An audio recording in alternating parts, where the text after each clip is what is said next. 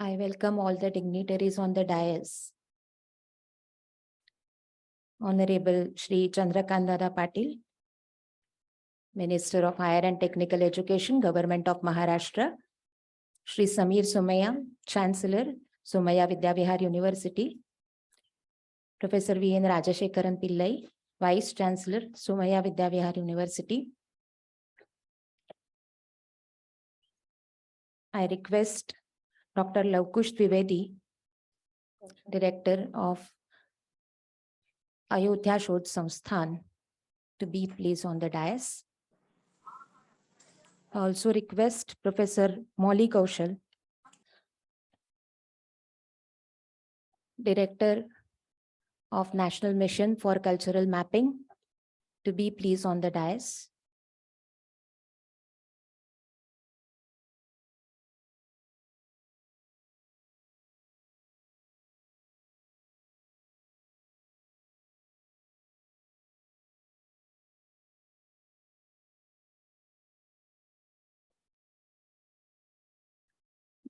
As per the tradition of Somaiya Vidyavihar, we will begin the program with the campus prayer.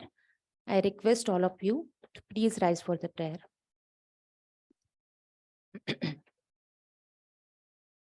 Om Purnamada Purnamidam Purnat Purnamudachyate Purnasya Purnamadaya Purnamevavashishyate.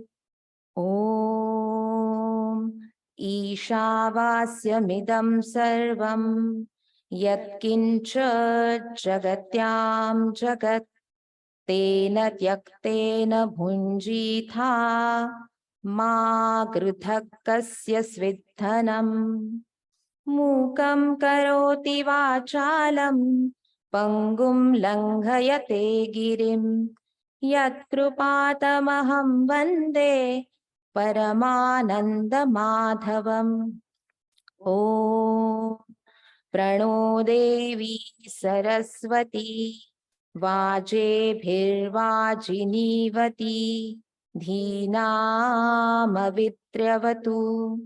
Om Chodayitri Sundrutanam Chetanti Sumatinam Yajñam Dadhe Saraswati. Om Asato Ma Sadgamaya Tamaso Ma Jyotirgamaya Mrityorma Mritangamaya. Om Sahana Bhavatu Sahanau Bhunaktu Sahaviryam Karavavahai Tejasvinavadhitamastu Ma Vidvishavahai. Sarvetra Sukhina Santu Sarve Santu Niramayah Sarve Bhadrani Pashyantu Ma Kaschid Dukhamapnuyat. Om Shanti Shanti Shanti. I request all the dignitaries to please light the lamp.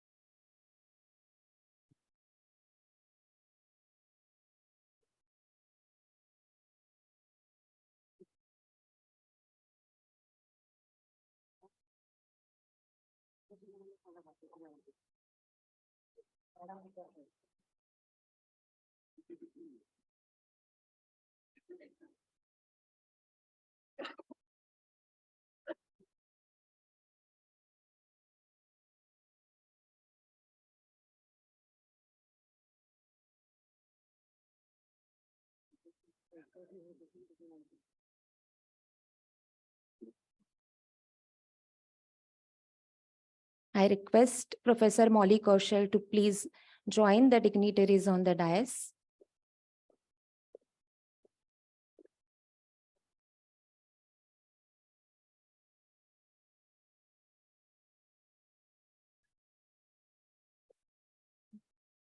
Please.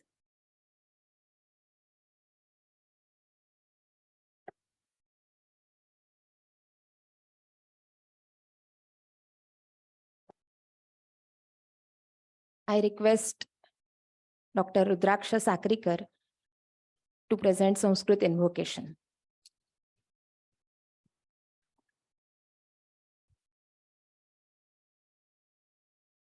नमस्ते। कारुण्यामृत नीरमाश्रित जन श्री चातकानंददम शारंगाखंड खंडल चाप मंबुज भवाग्नीन्द्राग्नि बर्हिष्टदम चारुस्मेर मुखोल्लसज्जनकजा सौदामिनी शोभितम श्रीरामाम्बुदमाश्रये खिल जगत् संसार तापापहम्। रामायणस्य विमर्शः इति विषयम् अधिकृत्य आयोजिते अस्मिन् विद्वत् सम्मेलने उपस्थितानां सर्वेषां स्वागतम्। सोमय्या विद्याविहार विद्यापीठस्य कुलाधिपतयः श्री समीर सोमय्या, कुलपतयः प्रोफेसर वीएन राजशेखरन पिल्लै, महाराष्ट्र राज्यस्य उच्चतंत्र शिक्षणस्य मन्त्रिवर्याः श्री चंद्रकांत दादा पाटिल, इंदिरा गांधी राष्ट्रीय कला केन्द्रस्य विशिष्टस्य सांस्कृतिक प्रकल्पस्य संचालिका प्रोफेसर मौली कौशल, अयोध्या शोध संस्थानस्य अध्यक्षाः श्री लवकुश द्विवेदिनः तथा कजे सोमया धर्म अध्ययन संस्थायाः संचालिका डॉक्टर सुप्रिया राय, निमंत्रिताः अतिथयः, अध्यापकाः, छात्राश्च। महर्षि वाल्मीकिना विरचितं रामायणम् आदिकाव्यम् इति सर्वैः सम्पूज्यते। रामायणं तदुत्तरकाले विरचितानाम् अनेकानां नाटकानां, महाकाव्यानां, कथानां च उपजीव्यं काव्यं वर्तते। हिंदी, तमिल, कन्नड, मराठी, बंगाली, उड़िया इत्यादिषु भारतीय भाषासु विविधैः कविभिः रामायणस्य कथा काव्यरूपेण वर्णिता।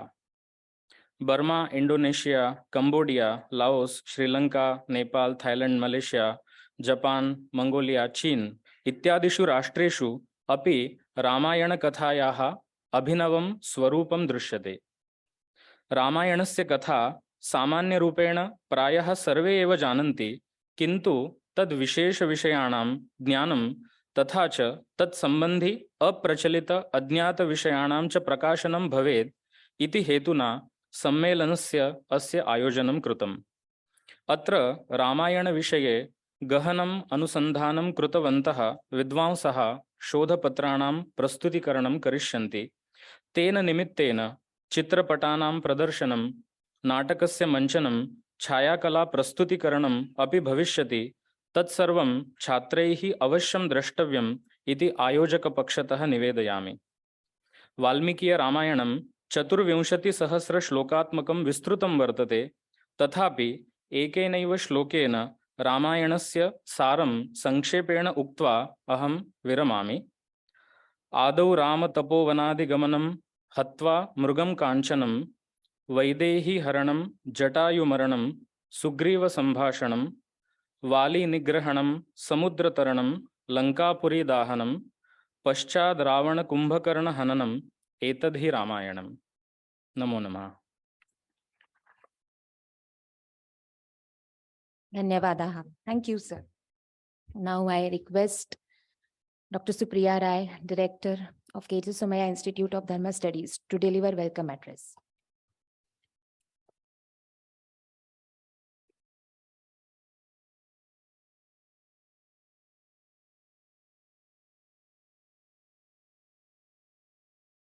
Namaskar. Honorable Minister for Higher and Technical Education, Government of Maharashtra, Shri Chandrakant Patil, our Chancellor, Shri Samir Somaiya ji, our Vice-Chancellor, Professor V.N. Rajshekaran Pillai, the Mission Director for National Mission on Cultural Mapping, Professor Molly Kaushal, the Director of Ayodhya Shodh Sansthan, Shri Luvkush Dwivedi ji, Madam Amrita Somaiya ji, Trustee and member of the Board of Management, Somaiya Vidyavihar University, distinguished guests present here in the auditorium, and also to the distinguished guests, students, colleagues who have joined us online. It is my privilege today to welcome all of you on behalf of the KG Somaiya Institute of Dharma Studies for this international conference on the theme of Reflections on Ramayana. As some of you may know, our institute, the KG Somaiya Institute of Dharma Studies, was created after we became a private university in 2019. It brought together 3 institutions that had worked independently in their respective areas for more than 25 years or so. The Bharatiya Sanskriti Peetham was known for its Sanskrit language and Hindu studies programs. The Center for Buddhist Studies was known for its Pali and Buddhist studies programs. And the Center for Studies in Jainism, our youngest institute, so to say, established in 2003, is known for its programs in Prakrit and Jainology. When these 3 centers were brought together, the brief to us from our management was that we should develop programs and research that explore Indian religious and cultural philosophical traditions in the interconnected ways in which they developed.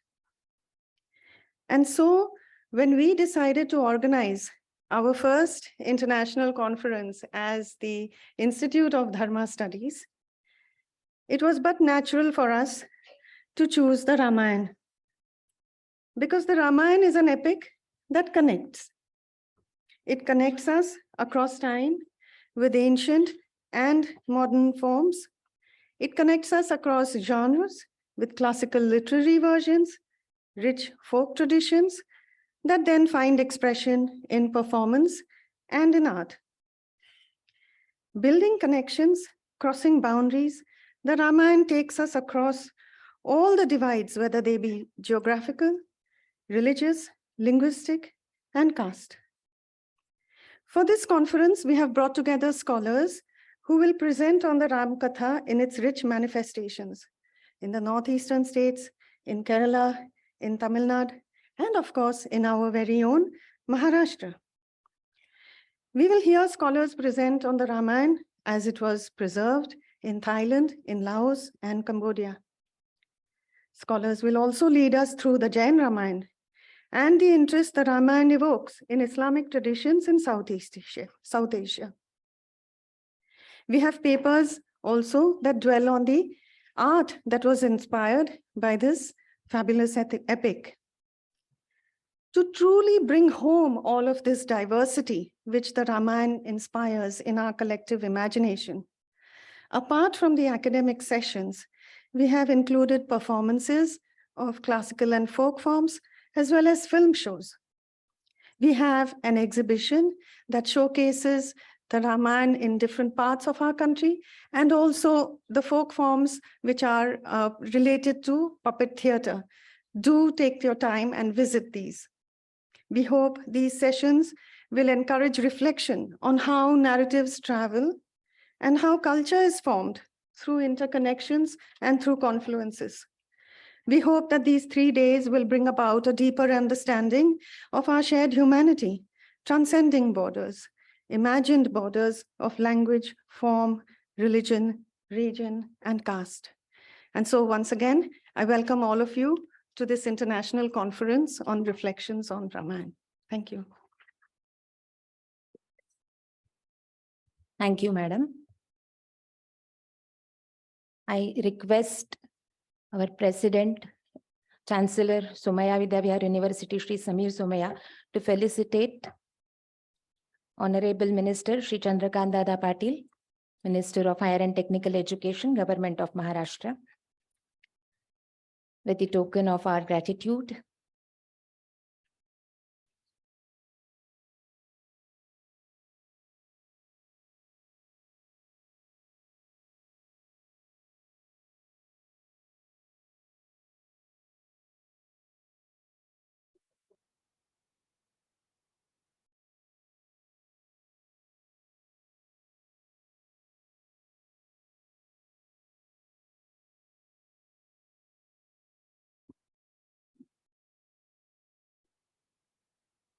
I request Professor V.N. Rajashekaran Pillai, Vice-Chancellor of Somaiya Vidyavihar University, to felicitate Professor Molly Kaushal, Director of National Mission for Cultural Mapping.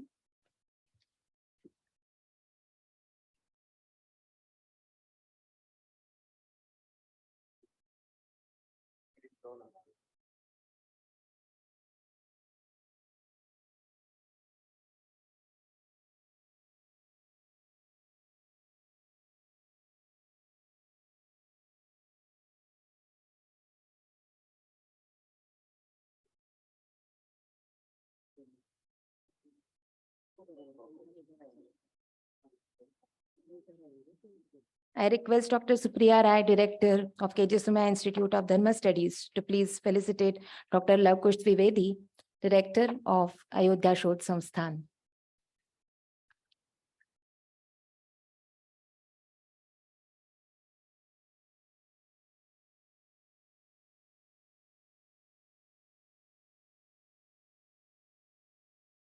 Let me now take the privilege to introduce to you our chief guest, Honorable Minister of Higher and Technical Education, Government of Maharashtra, Shri Chandrakant Patil. Sir began his political journey at a young age with an inclination to serve the nation. He has been actively involved in politics since 2004, when he became the General Secretary of Maharashtra Unit of the Bharatiya Janata Party. In 2008, he was elected as the member of Maharashtra Legislative Council, and after winning a second term in 2014, he was appointed as a vice president. He was the president of the Bharatiya Janata Party from 2019 to 2022. Shri Chandrakant Patil has been the Cabinet Minister of Maharashtra since 2014 and has held important portfolios, including Relief and Rehabilitation, Revenue, and Public Works departments. His list of achievements includes declaring pension schemes for journalists, contributing to the Bharat Ke Veer initiative, and appealing for the loan waiver scheme to benefit the farmers. The Honorable Minister's efforts are marked by the commitment to public interest and transparency in all endeavors. His vision for Maharashtra includes improvement of state infrastructure, sustainable rural and urban development, and facilitating a digital economy in the state. Sir, we are privileged to have you here amongst us. Now I request you to express your thoughts.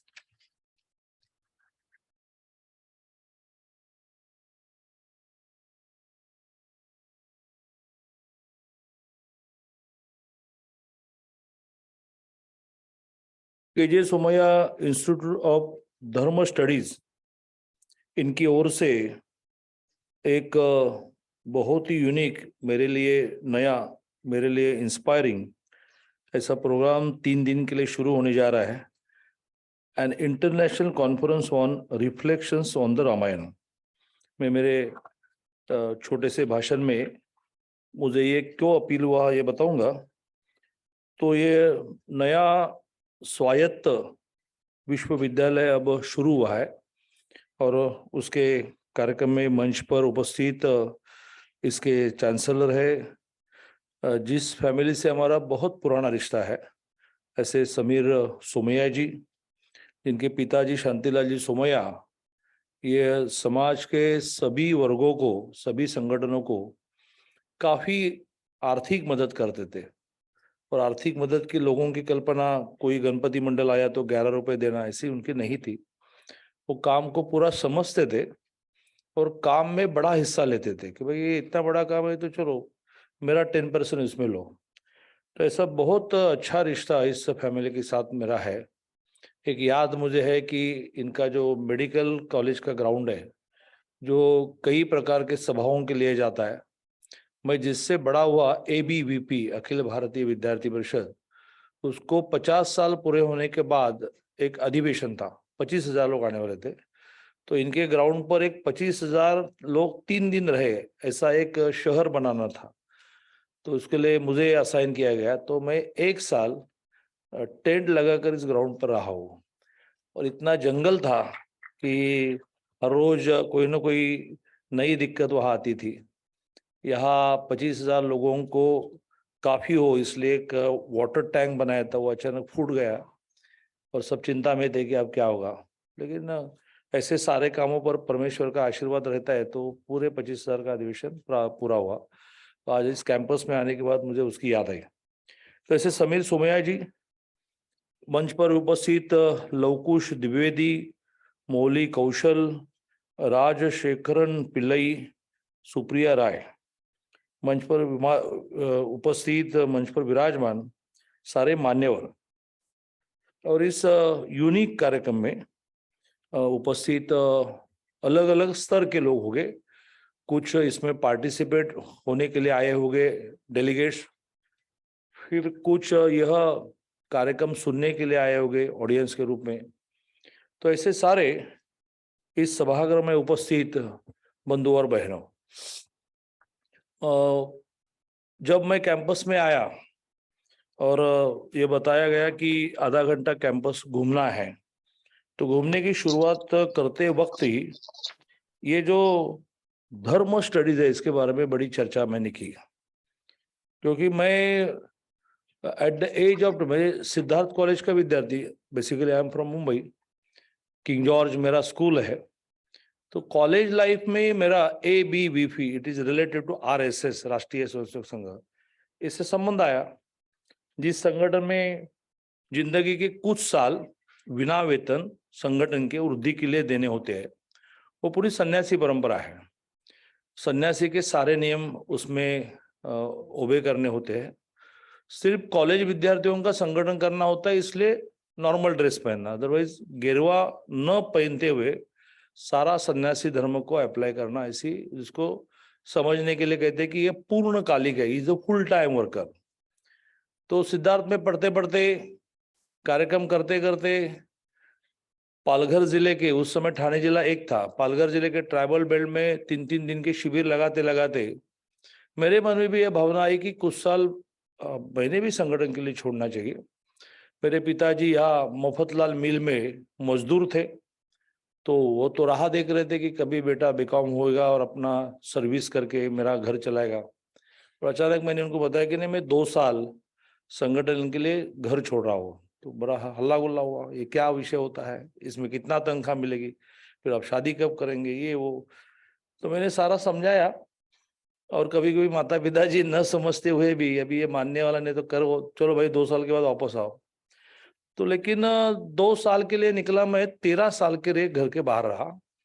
इसके कारण 1 जिला, फिर मेरे पास 3 जिले, 1 state, 3 state, at last में all India general secretary बना। All India general secretary बनने के बाद फिर मुझे लगने लगा कि घर में मेरा कुछ रोल है, मुझे जाना चाहिए।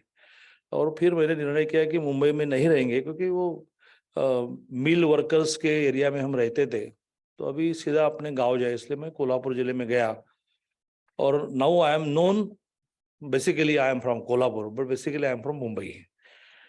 तो ये सारे प्रवास में I was all India general secretary, देश का एक भी जिला ऐसा नहीं है, और मुझे 13 साल गुजरात था, तो गुजरात का एक भी तहसील ऐसा नहीं है कि जिसमें मैं कम से कम 4 बार नहीं गया हूँ। इसमें लगातार मेरे दिमाग में यह विषय चलते रहा, जिस विषय का आशावाद मुझे यहाँ कैंपस में आने के बाद मिला। विषय क्या चलता रहा कि ये सारी जो मनुष्य के जन्म के बाद मृत्यु तक जो पूरे 60 साल 80 साल में जो दौड़-धूप चलती है, वो किस लिए चलती है, अल्टीमेटली उसको कहा जाना है। तो सबका जन्म भी एक प्रकार का है, हिंदू का भी एक प्रकार का है, मुसलमान के जितने भी है। मेरे साथ संस्था के पंजाब से सिख समुदाय के थे, क्या नाम, जगबीर सिंह। तो मैंने कहा कि भाई इसमें से कोई आज जो पहनते हैं, जैसे हमारे सोमैया जी धोती पहनते होंगे, तो जन्मते वक्त ये हिंदू है इसलिए धोती पहनकर नहीं आया, और कोई मुसलमान है वो तो टोपी पहन के नहीं आया, तो सारे एक प्रकार से जन्म लिए, तो उसको तो कोई डिफरेंशिएट नहीं करना था। नीचे आने के बाद क्या हुआ कि इनको सबको लगने लगा कि हम अलग अलग हैं, हम मंदिर में जाएंगे, हम मस्जिद में जाएंगे, हम चर्च में जाएंगे, हम गुरुद्वारा में जाएंगे, हम जैन मंदिर में जाएंगे, जैनों में भी हमारे 2 प्रकार रहेंगे। ये क्यों लगने लगा, इसका मैं पूरे देश में घूमते वक्त विचार करते रहा। और लोगों ने कहा कि at the age of 33 why you are going back to your home. मैंने उनको उत्तर नहीं दिया, लेकिन मेरे मन में उसका उत्तर था कि भाई मुझे अभी ये विद्यार्थी परिषद, विद्यार्थियों का संगठन, विद्यार्थियों के प्रश्न, विद्यार्थियों के प्रकल्प, इससे आगे कुछ सोचना है। इसलिए मैं 2 साल, मेरा गांव बहुत छोटा है, 2200 पॉपुलेशन है मेरे गांव का, उस गांव में जाकर रहा। तब तक महाराष्ट्र में 95 में गवर्नमेंट आई थी, तो लोग सोचने लगे कि अरे गवर्नमेंट आई है, इसमें कुछ करना है। बोले नहीं, मुझे इसमें कुछ नहीं करना है। तो 2 साल मेरे गांव में रहा बहुत शांति से। लेकिन जिस पर मैं सोच रहा हूँ, विचार कर रहा हूँ, काम कर रहा हूँ, और शायद मुझे यहाँ वो थोड़ा सा लग रहा है कि यहाँ वो मिलेगा, वो ये था कि मैंने इस प्रकार से मेरे आज जिंदगी के 13 साल क्यों दिए, तो कुछ पूर्व संचित था जो लेकर मैं आया। बाकी लोगों ने नहीं दिए।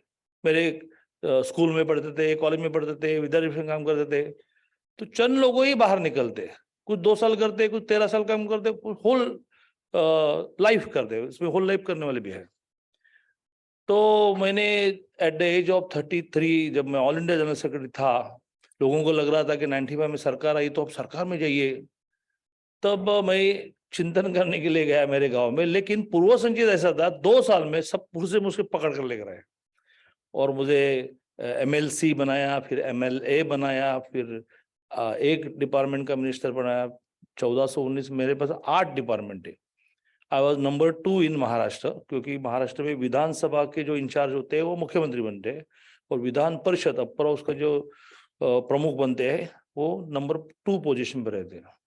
तो ऐसा ढूंढने के लिए गया एक कि भाई सारे एक शरीर से जन्म लेकर बाद में अलग अलग प्रकार का जीवन व्यवहार क्यों करते हैं, और फाइनली कहा जाते हैं पूरी जिंदगी पत्नी ने प्रेम किया तो क्या इससे गया। जो डेड बॉडी पड़ी है उसमें सारा तो है, 2 आंख भी है, 2 कान भी है, 2 हाथ भी है, 2 पैर भी है, लेकिन वो मरा। और वो मरा तो प्रेम करने वाली पत्नी बोल रही है कि जल्दी इसको स्मशान भूमि में लेकर जाओ। प्रेम तो कर रही थी, कुछ तो गया जिसके कारण अब इसको रखना नहीं है।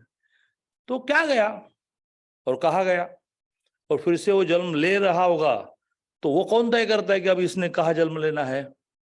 ऐसे सारे विषयों के कारण मैं ढेर सारी जिम्मेवारियों का वहन करते करते सोचते रहता। अभी भी बाहर मैंने बुक स्टॉल पर 5 मिनट गवाए, तो अचानक मुझे एक बुक मिली, इंटरेस्टिंग बुक मिली, कि जिसमें लिखा था हिंदुत्व एंड मुस्लिमिज्म डायरेक्टरी। मैंने बोला डायरेक्टरी क्या, डायरेक्टरी? मैंने डायरेक्टरी नहीं, डिक्शनरी कहा था। तो मैंने उसमें एक पैराग्राफ पढ़ा, मुझे बहुत इंटरेस्ट लगा। तो मैंने उनको पूछा कि आपकी लाइब्रेरी है? बोला 50,000 किताब की। अच्छा, तो उसमें बैठने देते? हाँ देते। तो मैं एक पूरा दिन आकर बैठूंगा। तो उसमें मैंने एक पैराग्राफ क्या देखा, तो हिंदू कहते हैं कि पूर्व संचित, तो उस पूर्व संचित का डिक्शनरी मीनिंग मुसलमानों में क्या है, सब पैराग्राफ में पढ़ रहा था। तो मैंने सोचा कि अरे भाई यही तो मैं ढूंढ रहा हूं। सारे झगड़े इस विषय के लिए चल रहे हैं कि मेरा धर्म श्रेष्ठ, लेकिन किसी को मालूम नहीं कि मेरा धर्म श्रेष्ठ यानी क्या। हिंदू धर्म में तो हमने जो किया, जो आप भी अभी करने जा रहे हैं, इसमें मैं कुछ सजेशन देने वाला हूं कि ऐसी भाषा में हमारा धर्म लिखा गया जो हमको पता ही नहीं, समझता नहीं। इसमें संस्कृत भाषण क्या कितने लोगों को पता मालूम नहीं है। तो ज्ञानेश्वर ऐसे निकले कि जिन्होंने लोगों की समझने वाली भाषा में ज्ञानेश्वरी लिखी। या गुड। तो हमारे गांव के आदमी को भी पता चला कि ईश्वर यानी क्या, भक्ति यानी क्या, कर्म यानी क्या। नहीं तो उसको बेचारे को पता ही नहीं, भगवत गीता कैसे पढ़े, वो संस्कृत में है। फिर हमारे लोकमान्य तिलक जी ने जब जेल में थे तो गीता रहस्य नाम का ग्रंथ लिखा, जो हमको समझ में आता है, हमारे भाषा में है। तो अपना सारा धर्म फिर से लिखना पड़ेगा। फिर से लिखना पड़ेगा यानी पुराना निकालना नहीं है। इसमें से क्या बचा, क्या रैशनल है, क्या प्रोग्रेसिव है, क्या उपयोगी है, क्या नया डालना चाहिए। और बहुत आसान शब्दों में उसको लिखना पड़ेगा। संस्कृत में लिखो, लेकिन उसका ट्रांसलेशन बहुत शुद्ध मराठी में करो, शुद्ध हिंदी में करो, शुद्ध गुजराती में करो, शुद्ध तेलुगु में करो, तो हमको समझ में आएगा। सीधा साधा है धर्म, जन्म से मृत्यु तक इतना ही है। जन्म हुआ तो कुछ लोग पांचवें दिन एक विधि करते हैं, हाँ, फिर 12वें दिन नाम देते हैं, तो बाकी जगह और कुछ करते हैं, बाकी जगह और कुछ करते हैं, बाकी जगह और कुछ करते हैं। जन्म से मृत्यु तक क्या विधि होनी चाहिए, उसका साइंस क्या, उसका लॉजिक क्या। जैसे मृत्यु के बाद 11वें 12वें 13वें 14वें दिन में विधि करते हैं। क्यों करते हैं? उस दिनों में कुछ है क्या? नहीं, उस जमाने में मनुष्य के मृत्यु के बाद रिलेटिव को आने के लिए 10 दिन जाते थे। अब तो फ्लाइट बन गया, घंटे में आते हैं, तो 10वें दिन क्यों करना? Do on second day. नहीं नहीं नहीं, फिर भी 10वें दिन करना। लॉजिक बताओ। विदाउट लॉजिक अब सोसाइटी नहीं चलेगी। मैं एक मजाक से एक उदाहरण देता हूँ। मैं छोटे गांव से हूँ ना, तो उदाहरण देने से विषय समझाता हूँ, और लंबा नहीं बोलूंगा, बस मेरा आखिरी 1-2 मिनट बचा है। रामायण पर बोलकर मैं फिर निकल जाऊंगा। तो एक गांव में, कितने लोगों की पार्श्वभूमि गांव की है मालूम नहीं, गांव में शादी होने के बाद जब बारात घर आते हैं, लड़की को घर लेकर आते हैं, तो एक विधी रहता है की एक अनाज का, ज्याला आमच्याकडे मापटं म्हणतात, त्यातल्या ग्रामीण मुलींना ते लक्षात येईल, तो वो रखते हैं दरवाजे पर। फिर उसने अपना राइट पग लगाकर उसको पलटी करना है, फिर वो अंदर आती। तो एक गांव में शादी, बारात निकली, घर आने लगी, वो घर की महिलाएं जो है, ऐसे शादी विधि में सबको उत्साह आता है, तो वो दौड़ने लगी, लड़की आ रही है, लड़की आ रही है, चलो चलो अनाज लाओ वगैरह। इतने में काली बिल्ली इधर उधर कर रही थी। तो एक हमारे बूढ़े ने कहा, पकड़ो भाई उसको। तो एक ने पकड़ा, तो फिर वो बिल्ली है, वो थोड़ी ऐसे बैठेगी, तो ऐसे ऐसे करने बोले उसको टोकरे के नीचे झाँको। तो टोकरे के नीचे झाँका, फिर भी वो बिल्ली है ना, तो उठाने लगी, तो बोले उस पर कुछ रखो, तो एक पत्थर रखा गया। ओके, उसके बाद उस गांव में जब जब शादी होती थी, काली बिल्ली ढूंढी जाती थी, नहीं मिली तो दूसरे गांव से लाई जाती थी। तो मुझे लगता है कि इस प्रकार से हमारी परंपरा बनी। नई पीढ़ी इस परंपरा को नहीं मानेगी, उसको चाहिए साइंस और उसको चाहिए लॉजिक, कि इसका लॉजिक क्या है, और इस लॉजिक से शायद हर व्यक्ति अपने धर्म का पालन करेगा, झगड़ा नहीं करेगा। हाँ ठीक है, आपके यहाँ पुनर्जन्म नहीं, हमारे यहाँ है ना। आपको किसने कहा है क्या कि आप मानो? आप मंदिर में जाओ, आप मस्जिद में जाओ। इस देश की परंपरा ने सारे धर्मों का आदर ही किया है।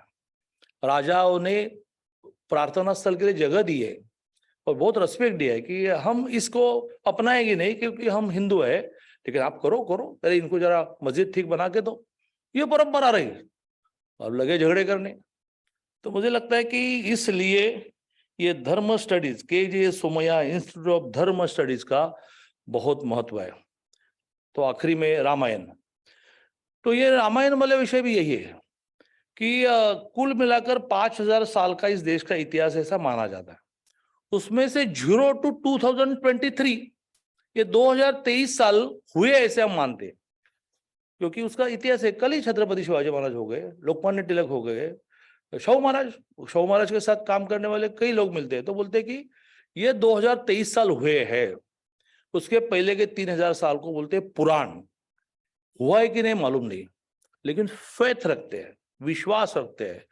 उस फेथ में 3000 साल के पुराण में दो चीजों में कोई भी गांव का, शहर का, इंग्लैंड में रहना, अमेरिका में रहना, विश्वास ही करता है, फेथ रखता है। राम हुआ, रामायण हुआ, कृष्ण हुआ, महाभारत हुआ, ऐसे फेथ रखते हैं। बाकी 3000 साल में क्या हुआ मालूम नहीं, उसको भी लिखना पड़ेगा कभी। तो उस रामायण में सबने माना, इसलिए अलग अलग भाषा में रामायण आया, और किसी भी भाषा में रामायण में अलग अलग संदर्भ नहीं है, संदर्भ वही है।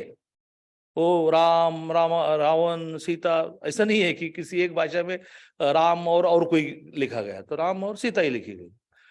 तो ये फेथ क्यों? देखा नहीं राम जन्म हुआ है कि नहीं, उसका जन्म कार्यक्रम जो करते हो किसी ने देखा नहीं, लेकिन हम रामनवमी करते हैं। तो इसको कहते हैं कि दिस इज और इथॉस, ये हमारा इथॉस है, ये हमारा आत्मा है कि जिस आत्मा में हम सारे अपना अपना जीवन क्रम चलाते हैं, जिस रामायण में किस प्रकार से जिया जाए, लड़ाई किस प्रकार से की जाती है, महाभारत ने दिखाया। श्री कृष्ण ने अर्जुन को मार्गदर्शन किया, दैट इज महाभारत। क्या मार्गदर्शन किया? मार्गदर्शन किया कि सत्य से लड़ो, मार्गदर्शन किया कि शत्रु के साथ लड़ते हुए आवश्यकता हो तो झूठ बोलो मेरा नाम लेकर, लेकिन वो युद्ध की आवश्यकता है। तो पूरे 2 ग्रंथों में जीवन कैसे जिया जाए, पत्नी के साथ व्यवहार कैसा करे, बच्चों के साथ कैसा व्यवहार करे, माता के साथ कैसा व्यवहार करे, दुश्मनों के साथ कैसा व्यवहार करे। तो इसलिए 5000 सालों के बाद भी उसकी मिठास, आज भी रामायण लगाओ टीवी पर तो रास्ते पर आदमी नहीं आते, बोलते रामायण देख रहा है। तो इसलिए मैं सोमैया जी को बहुत आभार व्यक्त करूंगा कि एक ऐसे विषय को उन्होंने पकड़ा है कि जिस विषय की इस देश के नॉट ओनली हिंदू, इस देश के सारों लोगों को एक आस लगी है। वो बार बार रामायण टीवी पर आने वाला है तो चलो महाभारत दिखाने वाले हो, वैसे छत्रपति शिवाजी महाराज के बारे में कहते, शिवाजी महाराज के जीवनी पर कुछ मालिका निकल रही है, अरे भाई दिखाओ दिखाओ। तो ऐसे एक आस्था जिसमें है, ऐसे विषय को आपने पकड़ा है, इसलिए मैं आपका अभिनंदन करता हूं। कुल मिलाकर आपको जो करना है यह इस देश की नहीं दुनिया की जरूरत है। सारी दुनिया अब ढूंढ रही है कि भाई मैंने क्यों जन्म लिया, मैंने पूरे जिंदगी क्यों जीना है, 80 मरने तक क्यों जीना है, 60वें में क्यों नहीं मरना है। ज्ञानेश्वर जी ने समाधि ली, उस पर भी कभी कभी संशोधन करना चाहिए कि 18 साल में ली, तो उन्होंने तो ज्ञानेश्वरी लिखी। बुद्धिमत्ता के टोक माने जाते, फिर 18 साल समाधि यानी क्या है, तो उन्होंने स्वयं को समाप्त कर दिया ना। वाई ऐसे सारे विषयों का आगे मैंने इसलिए सारा स्टडी किया कि कितने दिन का अभ्यासक्रम रहेगा, तो मेरे बिजी शेड्यूल में जमेगा ऐसा लगता है। तो एक आध ऐसा अभ्यासक्रम मैं भी पूरा करूंगा, ऑनलाइन होगा तो अच्छा रहेगा, कि जिसमें मुझे ये समझना है कि जिसके लिए मैं सालों से, और मैं नहीं, जितने जितने मैं हिमालय में नहीं गया क्योंकि मैं ये मानता हूँ कि मेरा काम इधर बाकी है, लेकिन जो जो हिमालय में जाते हैं फाइनली इसलिए जाते हैं कि यहाँ कुछ मिल नहीं रहा है, तो वहां जाकर ढूंढेंगे, वो वापस ही नहीं आते।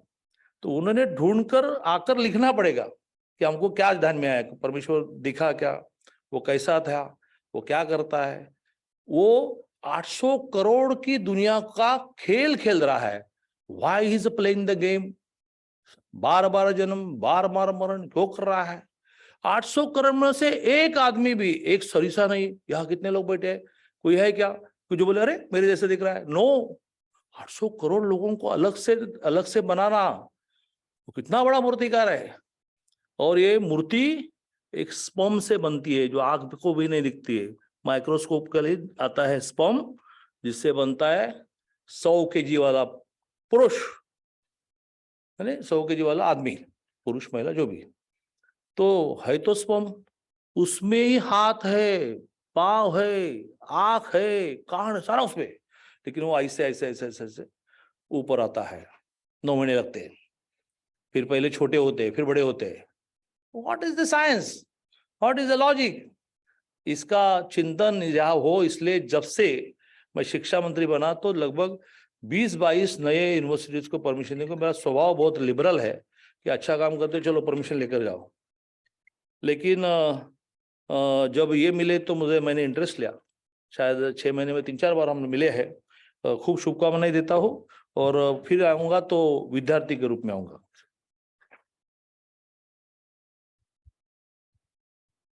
धन्यवाद सर आपकी इंस्पायरिंग स्पीच के लिए, और हमारी बुक्स आपने देखे, उनकी प्रशंसा की, इसलिए विशेष रूप से धन्यवाद। आपने पूर्व संचित की बात कही, मुझे लगता है कि ये धर्म स्टडीज का और सोमैया विद्याविहार यूनिवर्सिटी का पूर्व संचित है कि आज यहाँ पे आप पधारे और हमारे लिए आपका मार्गदर्शन पाने का अवसर प्राप्त हुआ। धन्यवाद।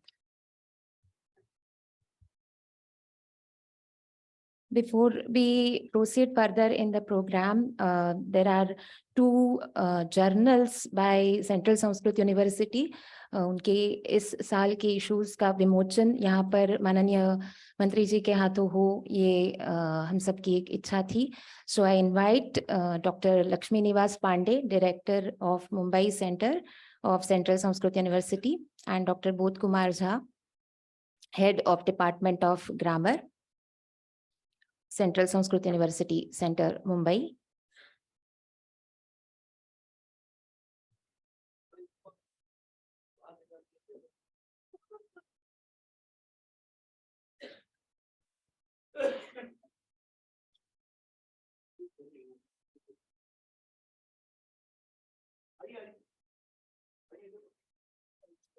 Vidya Rashmi and Vagvai Brahma, these are the two journals which are published every year. Due to the COVID pandemic, they were not published in last 2 years. So this is a new beginning, and we are privileged that Honorable Minister is present over here to release these journals.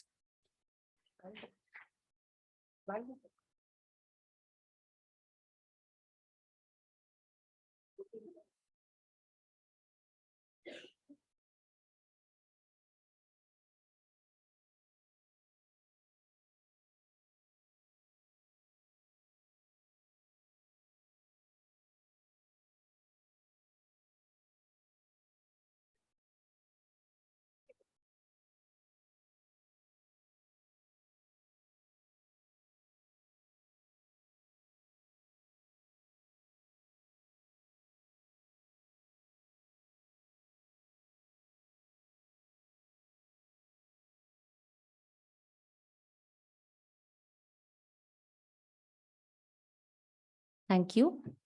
We also have one book release, which it is a book published by Ayodhya Research Institute. Dr. Dwivedi has brought the copies of the book, and we request again Honorable Minister Sir to release the book, which is relevant to the theme of the conference. It is related to the exhibition which we have organized on 3rd floor. On this note, I request all of you to please visit the exhibition, which has already been told by our director, Madam.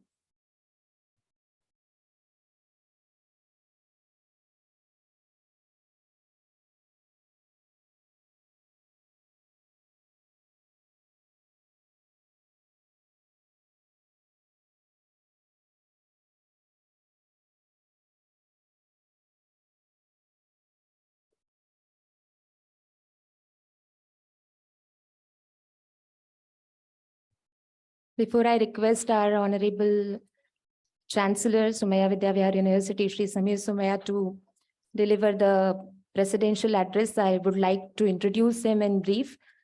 Yes, sir, because there are many people, the scholars, the delegates whom we have invited. And for us in Somaiya Vidyavihar, Samir Somaiya sir is always there for us to guide us, to motivate us for all these good achievements and new endeavors. But for those who have visited the campus for the first time, I take this privilege to introduce our Chancellor, Shri Samir Somaiya, who is the Chairman and Managing Director of Godavari Biorefineries Limited. He serves as the Chancellor of Somaiya Vidyavihar University and President of Somaiya Vidyavihar. He is currently also the Vice President of the Indian Merchants Chamber of Commerce and Industry. Over a career spanning close to 30 years, he has focused on a multitude of sectors, from rural development and education to manufacturing. Continuing the heritage of his father and grandfather, he plays an active role in initiatives that improve the quality of life of the underprivileged sections of society.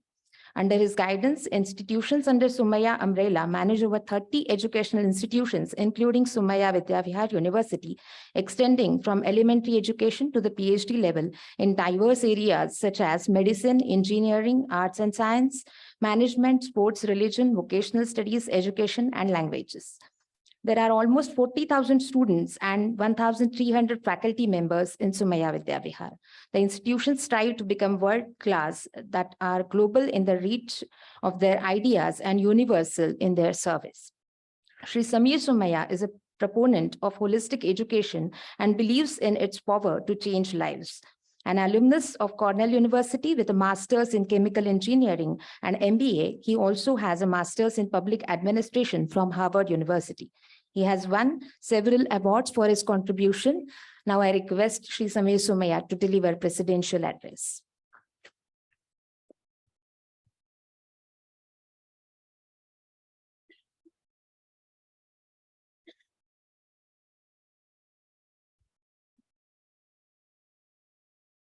नमस्कार।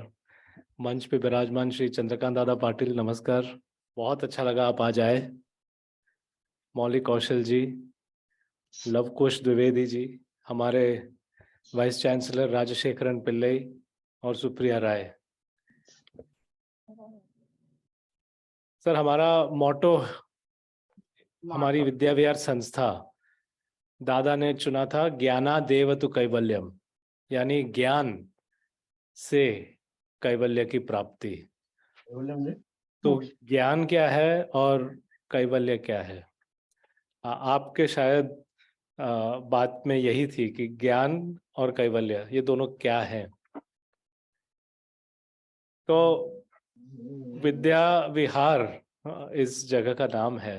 दादा ने उस जमाने में कल्पना की थी, ये एक वीराना था उस जमाने में। यहाँ पे जंगल थे, Marsh lands.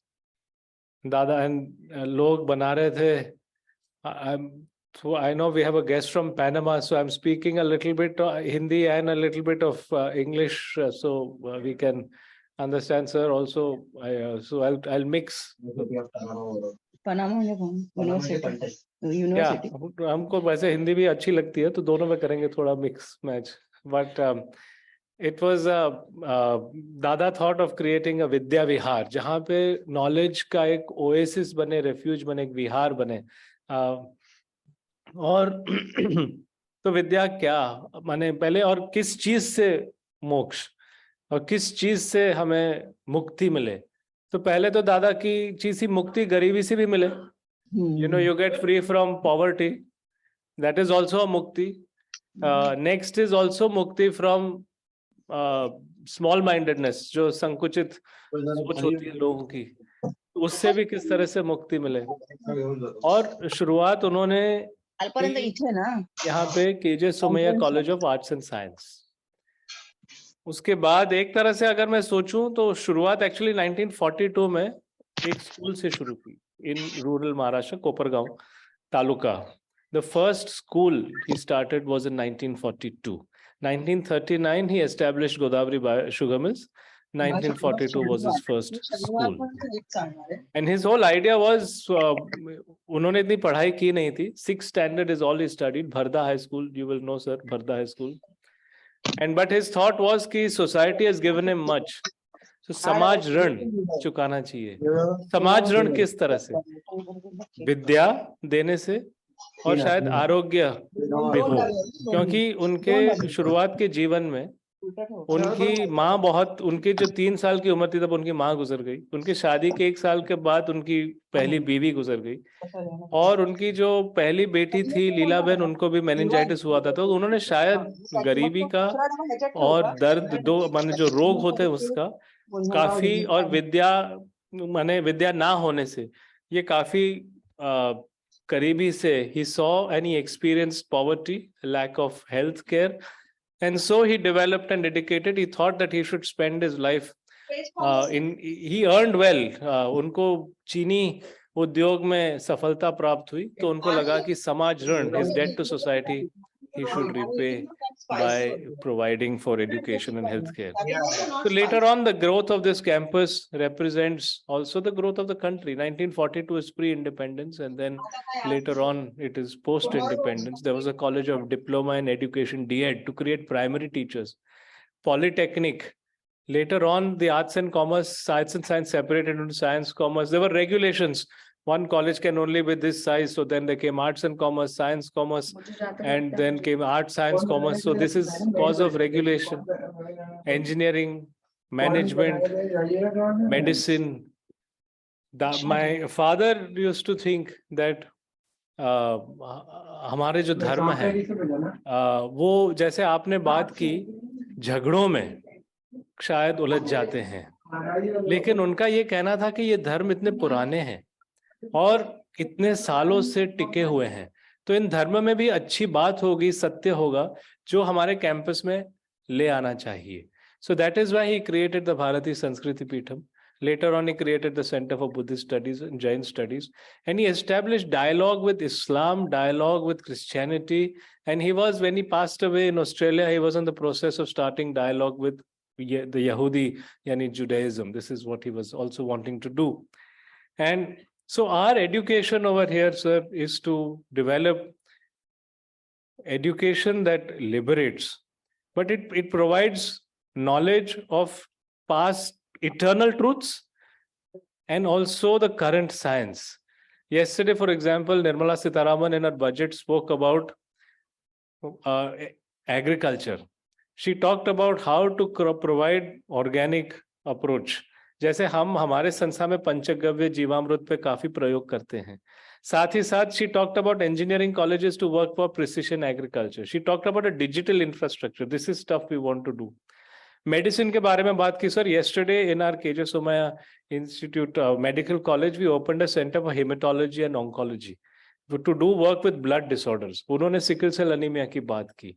So tomorrow, as we envisage our institution, we want to be able to do research. You know, today we are doing clinical trials for research that is done in universities abroad. Tomorrow, what we want to think is, why can't we create that capability? That सामर्थ्य हमारे में होना चाहिए कि वो उस तरह का रिसर्च हम खुद करें. उसके लिए हमें एक विशाल यूनिवर्सिटी की कल्पना करनी है जिसमें ये सब एक साथ हों.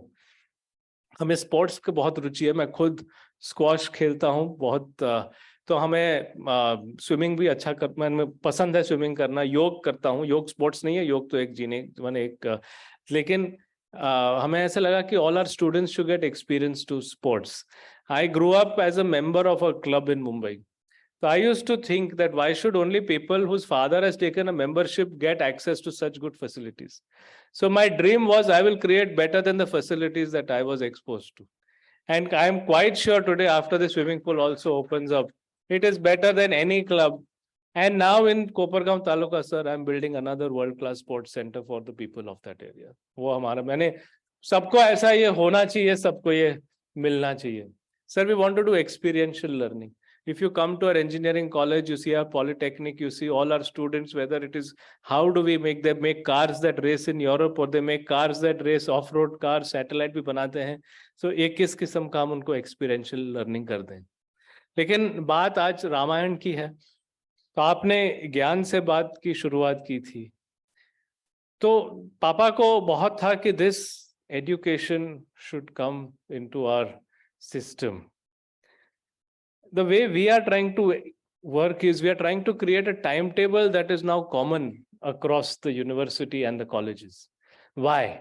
So that a student who's studying, say, engineering can also take a class if he wants to study Sanskrit, he wants to study Pali, he wants to study Marathi literature. Can we enable that kind of knowledge? And how can we bring our spiritual heritage, our poetry, our music, our dance into the program? So that is the whole dream that we are trying to do. As far as the ज्ञान is concerned, मैं अष्टावक्र गीता मुझे पसंद है, तो उसमें शुरुआत की ही जो लाइन है, कथम ज्ञानम आपनोति कथम मुक्तिर् भविष्यति वैराग्यम च कथम प्राप्तम एतद् ब्रूहि मम प्रभु. और उसमें पहला जवाब ही अष्टावक्र जनक को देते हैं कि मुक्तिम इच्छसि चेतात् विषयान् विषवत्यज क्षमा आर्ज वदया तोष सत्यम पीयूष वध्वज. यानी क्षमा, फॉरगिवनेस, आर्ज सरलता, daya, compassion, tosh, santosh, contentment, and satya, truth. You do this and you have gyan. How do we bring that into our curriculum today? I really, in the Ramayana, I was reading the Ramcharitmanas a little bit yesterday, and I thought beautifully when Lakshman asks Ram, tell me what are the qualities of a sant. Sant means a good person. It's not a saint. It's a good person. And he says, Shad vikar jit anaga akama, achal akinchana suchi sukhadhama, amita bodh anihamita bhogi, satya sar kabhi ko bid jogi. So shad vikar nahi hone chahiye. Shad vikar kya hai? We should not have काम, lust, क्रोध, anger, lobh, greed, moh, too much attachment, mad or matsar, jealousy and pride. You don't have these and you're a good man. I think these are not connected to any particular religion. These are connected to life. And Ram is describing to Lakshman that these are the ways in which we want to be. Ultimately, we want to be free of our ego, our pride. And I remember a very lovely share which I have read, which I think is, when you are completely lost बेखुदी में कि लाग की आग लग गई, लाग की आग यानी ऊपर वाले में लाग की आग लग गई, पंबा तरह सा जल गया, पंबा यानी रुई, बर्न्ड, रखते वजूद जानो तन, कुछ ना बचा जो हो सो हो. So that is the kind of thing you want to create, a sense of Bekhudi, a sense of पूरी भक्ति, पूरी समर्पण. और अगर राम हो, कोई राम कहे, कोई रहीम कहे, लेकिन हम उसी में अपने आप को समर्पण कर दे. और वो ज्ञान हम किस तरह से हमारे सब बच्चों को बताएं कि हमें अपने देश के प्रति प्रेम हो. तो राम ने भी लंका जाते वक्त लक्ष्मण से कहा था कि अपि स्वर्णमयी लंका नमे लक्ष्मण रोचते जननी जन्मभूमिश्च स्वर्गादपि गरीयसी. यानी भले इतनी स्वर्णमयी लंका है, मुझे इसमें आकर्षण नहीं है. जननी हो, जन्मभूमि हो, वो तो स्वर्ग से भी मेरे लिए ज्यादा है. तो ये प्रेम, देश का भी प्रेम हम उनको सिखाएं. इसलिए बहुत बहुत नमस्कार. The next in our inaugural function is the address by one of the collaborators of this conference, Dr. Luvkush Dwivedi. Let me take the privilege to introduce him to you. Dr. Dwivedi is presently the director of Ayodhya Research Institute. His research in the areas of social and economic history of early medieval India, political ideas and institutions, concepts and currents of Indian history and historiography, history of socio-religious and philosophical ideas, has been published through various books and articles. He is actively involved in promoting Indian culture and values, and especially his institute is working on the preservation of Ramayana. We are very happy to collaborate with Ayodhya Research Institute, and I request Dr. Dwivedi to please share his thoughts.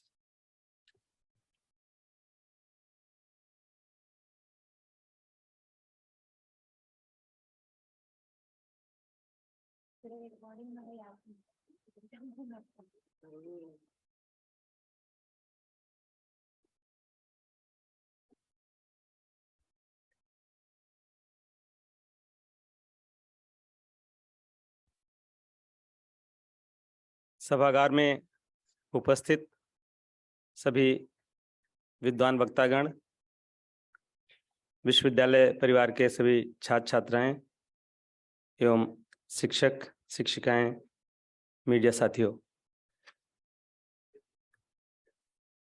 हमारे लिए बहुत हर्ष का विषय है कि आज reflections on Ramayan के इस अंतर्राष्ट्रीय संगोष्ठी में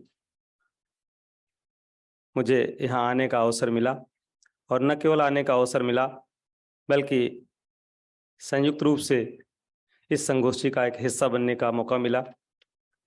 इसके लिए विश्वविद्यालय परिवार का और विशेषकर प्रोफेसर मौली कौशल जी का हृदय से आभार है, जिन्होंने आप सबके बीच में आने का मौका उपलब्ध कराया.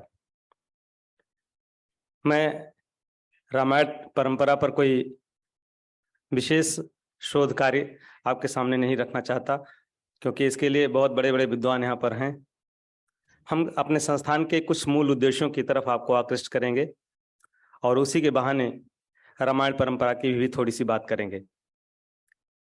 आप सभी जानते हैं कि वाल्मीकि रामायण सबसे पायनियर रामायण परंपराओं में है, और वह विषाद और करुणा से प्रारंभ हुआ.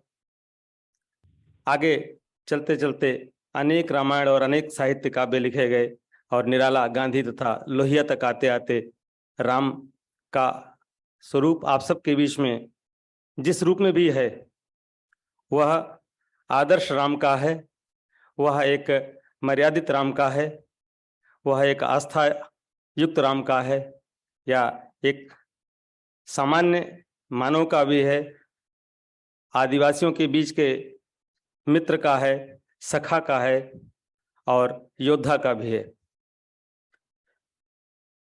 सबके अपने अपने राम हैं। माता कौशल्या के अपने राम हैं, माता कैकेयी के अपने राम हैं, दशरथ जी के अपने राम हैं और वनवासियों के अपने नाम हैं, निषाद राज जी के अपने राम हैं। लेकिन वाल्मीकि रामायण के जो राम हैं, मेरी समझ से वो ऐतिहासिक और आदर्श पुरुष अधिक हैं और बाबा तुलसी के राम एक ब्रह्म और सामान्य व्यक्ति के बीच में तादात्म्य स्थापित करने वाले राम हैं। अर्थात एक ऐतिहासिक राम और आदर्श राम से परंपरा शुरू होकर के राम के ब्रह्म स्वरूप तक ले जाने वाला यह महाकाव्य हम सबको अनेक चरणों में लेकर के सामने आता है। मूर्त और अमूर्त विरासतों में राम के इस चरित्र को हमने संजोने की कोशिश की। कलाकार ने अपने हिसाब से इसे कला में ढाला, साहित्यकार ने अपने हिसाब से अपनी लेखनी में उतारा और आम दर्शक ने उसे आस्था का विषय मानकर उनके प्रति श्रद्धा भाव रखते हुए उनकी पूजा की और उनके पद चिन्हों पर चलने की कोशिश की। हमारा शोध संस्थान उत्तर प्रदेश संस्कृति विभाग का एक स्वायत्त शासी संस्थान है। जैसा कि अभी हमने जानकारी करी, यह विश्वविद्यालय भी एक स्वायत्त शासी संस्थान के रूप में कार्य कर रहा है, लेकिन पूर्णतः शासकीय है और पूरे विश्व में रामायण के परंपराओं पर शोध के कार्यों को बढ़ावा देता है। हम अभी पिछले 2-3 सालों से इंसाइक्लोपीडिया ऑफ रामायण के कार्य को प्रारंभ किए हुए हैं, जिनमें मूर्त और अमूर्त विरासतों को लेकर के विभिन्न तरह के शोध कार्य, शोध सर्वेक्षण और प्रकाशन के कार्य करा रहे हैं। उसमें प्रोफ मौली कौशल जैसी महान विदुषी भी एक कन्वीनर के रूप में हैं।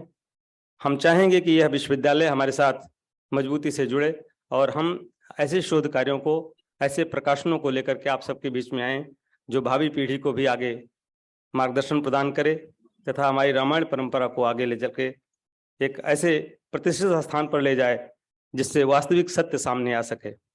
इन चंद शब्दों के साथ मैं आप सबको बहुत बहुत आभार व्यक्त करता हूँ, आप सबको बहुत बहुत प्रणाम करता हूँ कि आपने हमें यहाँ आने का अवसर दिया। Thank you. Thank you sir, धन्यवाद आप यहाँ पर आए और अपने विचार प्रकट किए। Now I take privilege to introduce to you our keynote speaker, Professor Molly Kaushal, who is presently the Mission Director, National Mission on Cultural Mapping, and an academician, curator, and a filmmaker. It's a very rich profile that Molly Madam had sent me, and with the title that for the Ramayana conference, because when I searched for her CV, it was a very multitasking kind of work she has done and a rich contribution, especially in the field of Ramayana and Mahabharata, the research she has done, the films she has made.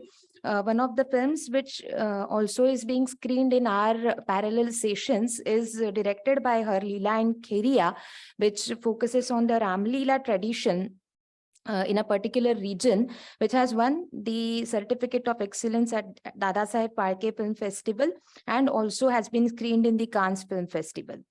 As the convener of ICH program of IGNCA, she has prepared many art reservoirs which are to preserve the folk arts and especially various forms of Ramayana, made textual or also in the other forms. She is actively involved in preserving the traditions related to Ram Leela. She has made 8 CD-ROMs of folk painting traditions in India and also has translated into English 3 vernacular Ramakathas, Mewati, Bhili and Bundeli. So her work concentrates over the folk traditions, and also she has written many books which are related to Gond traditions of Ramayana, also the Ramakatha in narrative, performance and pictorial traditions. Madam, we are indeed privileged to have you amongst us, and this is off the paper that I want to share with you, that when we began the preparations for this Ramayana conference, and when we came into contact with Professor Molly Kaushal, she was very much helpful. Every time whenever we called her, when we met her in Delhi office, she was very much approachable, and she suggested to us, she helped us to explore many scholars and delegates who could remain present for this conference. So heartfelt thanks, madam, for being here. And now I request you to please deliver the keynote address. Thank you.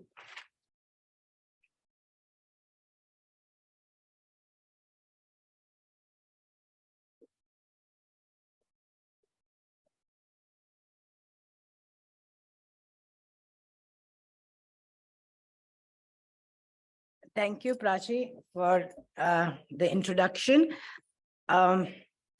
Firstly, I think I really need to thank the university, Vidyavihar, Shri Samir Vidyavihar, and in particular, the Center for Dharma Studies and its director, Supriya, Dr. Supriya Rai, for giving me this opportunity to share some of my own reflections on the Ramayana tradition in the country.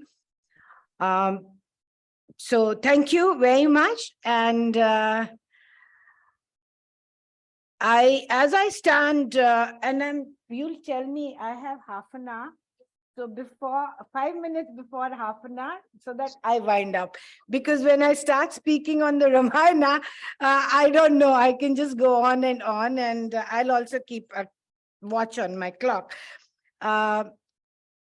So today, as I stand in front of you and look at the task in hand, as I just said that talking about Ramayana is fascinating, but not an easy job.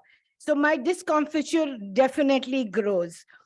And here I'm reminded of my mentor, Dr. Kapila Vatsan, who was the founding director of the IGNCA. And she would often quote, particularly when we had conferences on the Ramayana, and she would quote from Kamban saying that, you know, when you talk on Ramayana, I'm reminded of that cat who's sitting at the seashore, trying to lap the ocean, the fathomless ocean of Ramayana tradition in one go. So I think most of us, all the scholars who are a kind of associated with Ramayana and dare to speak, and that too publicly, are really like that cat. So obviously there is a discomfort, but there's also a joy that I have another opportunity and moment to speak about it. And thank you once again, the Center for Dharma Studies, for providing me with this opportunity. Reflections on the Ramayana, as the conference is titled, is not a reflection on a mere text, nor is it a reflection on a conglomerate of texts. So, okay, that we have the Ramayana, Valmiki Ramayana, we have Tulsi Ramayana, we have Pomacharya, we have texts coming from the Southeast or East Asia. So when we talk about the reflections on the Ramayana, what are we talking about? We're talking about an entire tradition which has been responsible for the civilizational growth of this nation and also of the subcontinent. Ram plus Ayan, journey of Ram, is the journey of India, of its ideas, its socio-political and historical moorings, of its poetics, of its aesthetics, its architecture, painting, music, literature, and whatever else you may have. I could go on enumerating, for there is no aspect of Indian life that has not been molded by the Ramayana tradition. As Rabindranath Tagore put it, Ramayana is not only an index to Indian culture, but has profoundly molded the Indian character, cutting across boundaries of space and time, caste and religion. It defies the categorizations of classifications of the nature, written and oral, classical and folk, urban and rural. Knowing the Ramayana has nothing to do with the ability to be able to read the Ramayana. Ramayana is a tradition which belongs to what we call manan, contemplation, part, recitation, pravachna, that is the when you explicate the Ramayana tradition, and vachan, the narration of the katha, which through a process of internalization then becomes a way of life. So when we're talking about Ramayana, we're actually talking about the way Indians have led their lives for all the centuries that they have been occupying this Mother Earth. There is no question of making demarcation here between the literate and the illiterate either. In this sphere, for many a time, a seemingly illiterate will know the story and the words better and with greater understanding of its value than the one who reads it. And this is a quote again from my mentor, Dr. Kapila Vatsai. The one who reads it only as an intellectual exercise. To think of it that today as we stand here in this auditorium and we talk about Ramayana, and merely by having an intellectual or an academic discourse would lead us to unravel the mysteries of the text is a fallacy. A person working in a field or factory or living in a slum or a poor house will know this story as much as a king or a minister. And yet I must add to this that each one may know it differently, may accept it differently, may put it to use in any number of ways, spiritual, political, aesthetic, or whatever else that we may have. In the same vein, the well-known thinker, philosopher of contemporary times from Banaras, late Vidyanivas Mishra, in his work Ramayana Ka Kavya Marm, writes, Kavya Marm here will be poetics, if we must translate it. Valmiki or Tulsi's Ram is not different from one another. There is a continuity like that of a river. Anyone desires can partake of its nectar. I'm translating, the translation is mine. The book is in Hindi, so I may lose some of the essence in the translation, but something is captured nonetheless. Anyone desires can partake of its nectar and give it a name, an expression. Individual experiences, cultural context, and historical contact shape it. It would be foolish to go to the folk and oral traditions looking for comparisons with Tulsi or Valmiki, for it violates the dignity of the folk. For the folk, Ram is someone akin to them, living in their vicinity. He is both the Brahman and the ordinary man. Folk develops its Ram and Ram Katha with great emotional investment, establishes familiar relationships with him. He is the king at one point, and at another, a son-in-law, a nephew, or an uncle. He is even a brother or an uncle to the animals and the birds, flowers and the creepers. And Sita, she is the daughter of every village that we have in India. And you will find that some little corner in that village space would be when Sita ji was born here, the Sita ji actually, went to the earth in this place, or this pond, this river where Sita ji came and she took a bath. So this sacred geography is another dimension of the Ramayana tradition that keeps it alive and afresh. And when the folk creates filled with such affection and such sense of ownership, they leave behind Valmiki and Tulsi. They don't hesitate to change the very plot and bring in their own stories, events, characters, which do not belong to Tulsi or Valmiki. Significantly, even the vernacular Ramayanas in regional languages don't remain specific to a particular region. Kamban, Kirtivas, Anand Ramayan, Gemini Mahabharat, Padma Puran, Adbhut Ramayan, folk borrows from all. The themes, the myths, the motives from different Ramayanas and regions freely travel across breadth and length of this country and far beyond India. South Asia, Southeast Asia, East Asia, West Asia, and even farther. I just was reading recently that you even have the Sudanese versions of the Ramayana. So where all it has gone, And I remember then when I was a student and I studied at Moscow State University, and there is a region between Ossetia and Chechnya, and you have the entire Ramayana tradition there inscribed on its geography. So you have an Ayodhya like you have in Thailand, you have the Saryu River, you have Rama and his brothers. So where all this tradition has gone is mind-boggling. These days, and especially the archaeologists, the art historians, have developed this concept of Indianization, and it is more in relation to the Indian traditions traveling to Southeast Asia and East Asia. But here a word of caution, that it is not only the Indianization of traveling there and taking our ideas, but the process is both ways, it's both-sided. So when the tales, the stories, the culture, the tradition of Ramayana travels to Southeast Asia, it is a very selected assimilation. It is not that it doesn't undergo any change. What is then relevant to the cultural context and the cultural contours of those countries, they adopt that, and a new version of Ramayana comes. And those motives, those new versions travel back to India and also then inform a lot of our tradition. So Indianization and indigenization both go hand in hand. We should be careful about this.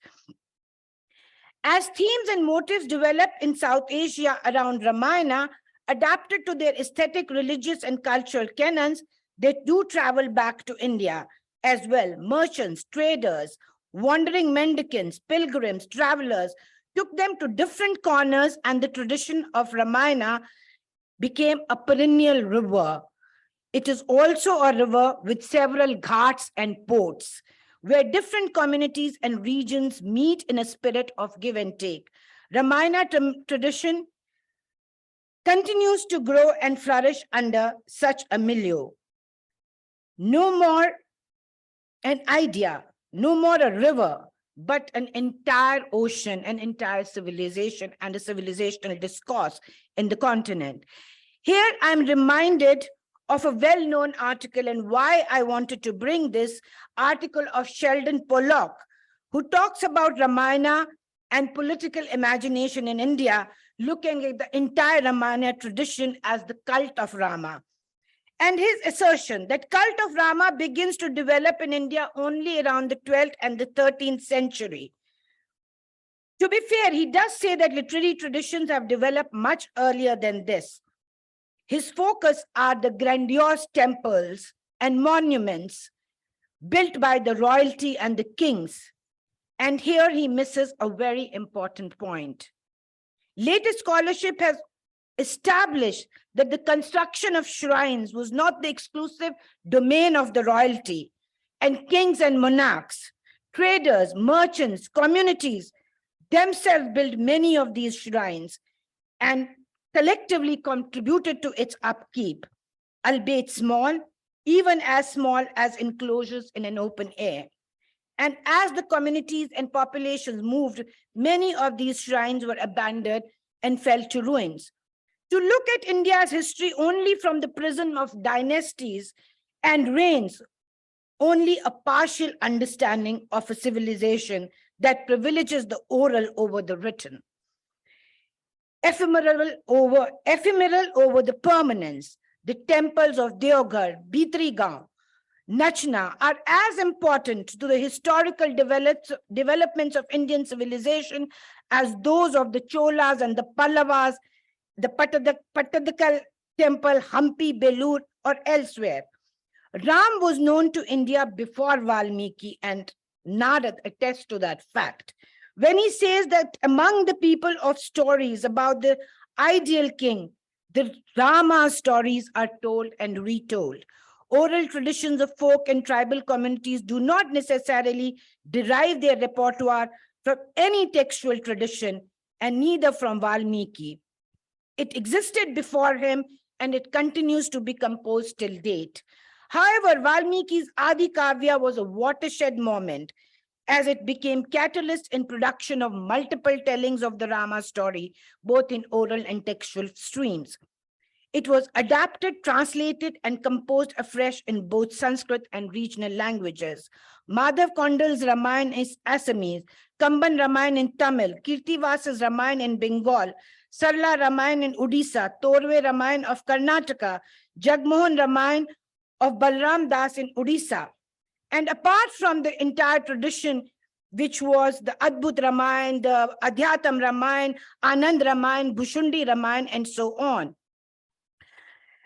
These were followed by dramatic compositions of Bhash, Kalidas, Bhavbhuti, and any number of Ramanatakams in Sanskrit. Tulsi, and they were staged, regularly staged. Tulsi Ramayana comes much later. So to understand this entire literary and devotional history in terms of cultic development doesn't do justice to our traditions.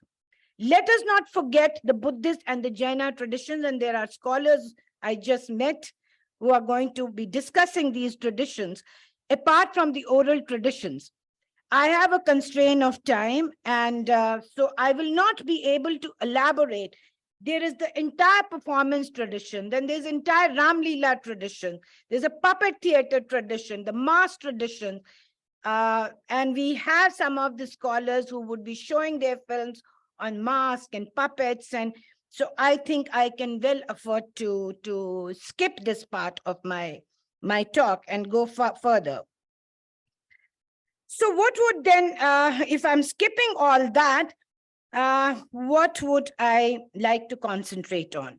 What I want to say here is that flourishing of this tradition owes a lot to the mobility of both the oral and the performed word.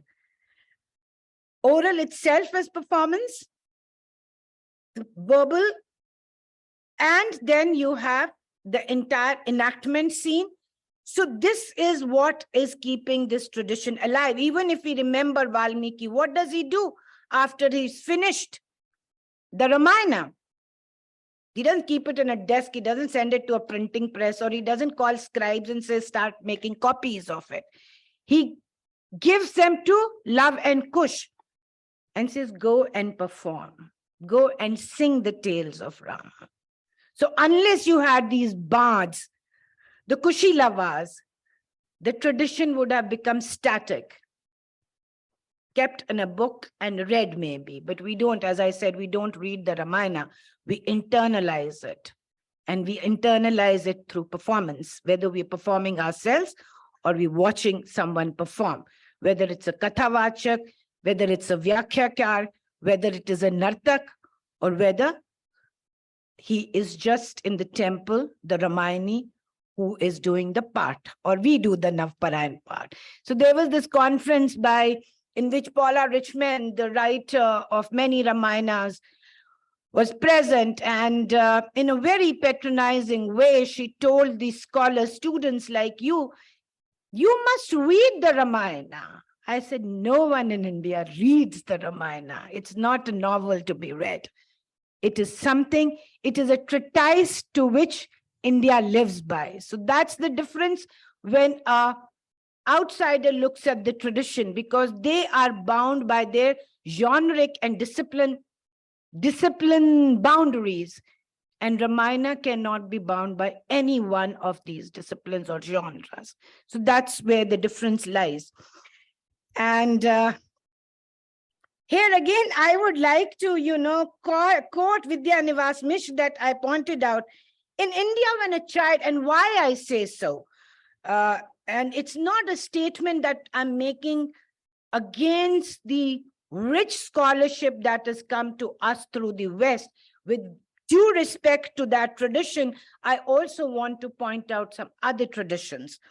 In India, when a child is born, it is not any child, but it is Rama who is born. It is Ram who grows up. It is Ram who marries. Then galis are sung during the wedding, and I'm sure it's done apart from North India and other parts of India. They are indeed addressed to Kaushalya and Shanta, and not to any specific mother or sister-in-law of the bride and the groom who may be entering their marital alliance. And when we die, of course, the eternal refuge we seek is in Shri Ram. Apart from that, the Ritu Geets, the Baramasas, the Chetis, Hindolas, Kajri, Viraha, all the folk song traditions of India are woven either around Ram and Sita or around Radha and Krishna. In many parts of Haryana and Uttar Pradesh, Punjab, both Hindus and Muslim birth songs are about Ram and Krishna having taken birth as the newborn baby. Moving away a bit, I come to the tribal communities. While retaining the basic structure and thematic unity of the core story to some extent, they tell the stories of birth, marriage, exile, abduction, battle, and victory very differently. And I was very much, amused also and pleased when I saw that the WhatsApp group, the conversation going on between scholars and, how like Kaushalya is depicted, how Shanta is depicted. Oh, this is in Southeast Asia also, this is in India. So let me tell you that all these motives that you think are unique to any particular text or a particular region is wrong notion. Okay, some of you mentioned about Sita having only love or as one child, then she was going somewhere with the child and the rishis were to rishis were to take care of the child. But she came in between and took away the child, and the sages thought, oh my God, this child is lost. What will we give to Sita? And they created another child from the Kusha grass, and so the name Kush. So it's not unique. We think it is unique, but it's spread all over India, and it makes appearance in its Gond Ramayani from Chhattisgarh. It goes on to Himachal. You find a mention of it in the Kritivas. So these traditions, the textual, the oral, they cut across all kind of boundaries that we can perceive, all kind of binaries that we can perceive. Different communities in different regions and sometimes within the same region have multiple versions that can be vastly different, upholding the identity and practices of a particular group or caste within the community. I think I'm left with 5 minutes. Okay, I'll try. Motives and episodes from different regions and texts, such as Anand Ramayana, Adbhut Ramayana, and I've already mentioned this point, Gemini, Padma Puran, have percolated and penetrated deep into the oral traditions of the Ramayana. And of course, Valmiki and Tulsi, that's like we understand, it's a given thing. The oral traditions of the Ramayana, along with the folkloric material from the narrative repertoire of the community, is what goes into the making of what we call, and he is doing it tomorrow in Banaras, Lok Chetana Mein Ram. The love Kush fight with Ram is influenced deeply by Gemini's Mahabharata. So we think that, this love or Kush or Ram, jab aapas mein milte hain, banvas mein unki ladai hoti hai, it's scholars have made, Sanskrit scholars have done their own studies, and they say that this actually tradition in the performance tradition of the folk and tribal communities derives directly from Gemini Mahabharata. The Ahimai Ravan Vad comes from Kritivas, but it may have been in the practice in the oral communities even without this text. And that is why am I saying that? Because you just need a motive. You just need a suggestion, a passing reference, and then the folk can create a whole narrative around it. And that is what happens to you people when mentioning Shanta also, I think in your group, that there is a brief reference to Shanta and she becomes the sister of Ram.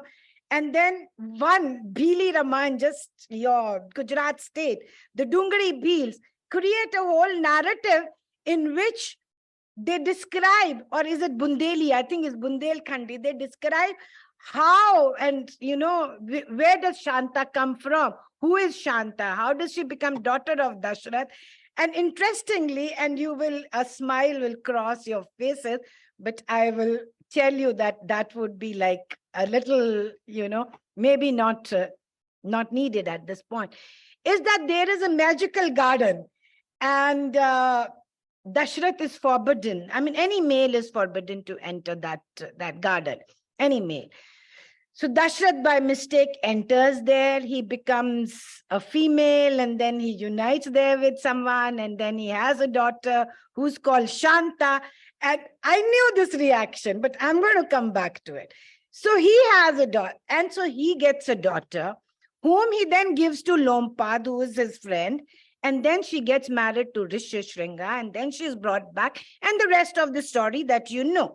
I'll even give you further examples which are even more funny. Vibhishan, for example. You know, Vibhishan again, I think it's the Bundeli only or any other Ramayana, but some of its mentions you will find in Anand Ramayana is why is Vibhishan so devoted to Ram? You know, why does he leave Lanka?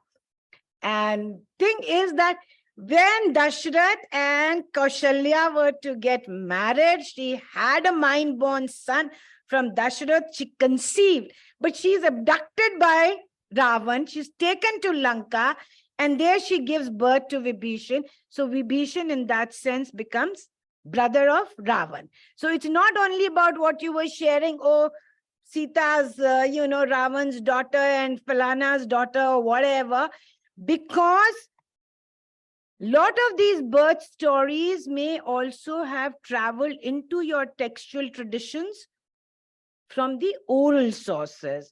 When Mandodari is having this, gives birth to this daughter, this is also there in the Anand Ramayana.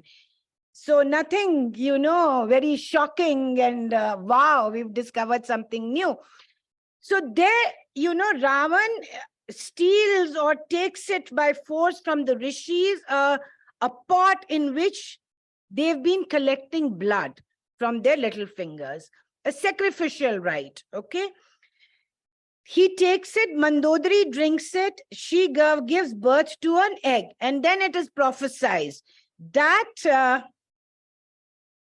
this daughter who would be born from this egg would bring misfortune to Ravan.